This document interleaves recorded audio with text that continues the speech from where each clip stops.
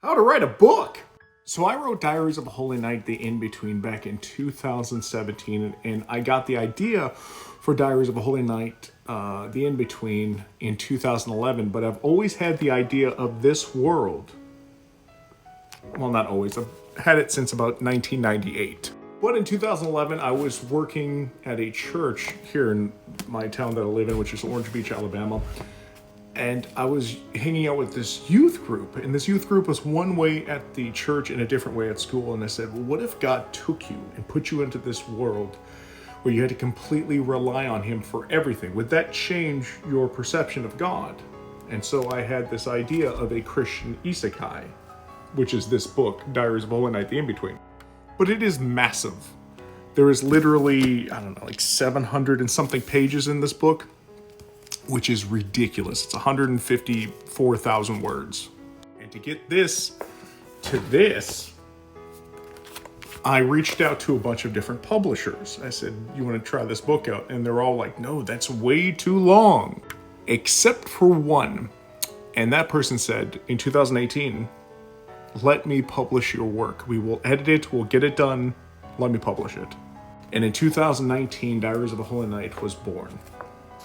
Now, to write the book, it took me, weeks and weeks and weeks. And I was on fire for the first couple of years, but then things happened, like having a baby, going to college, work, raising that baby.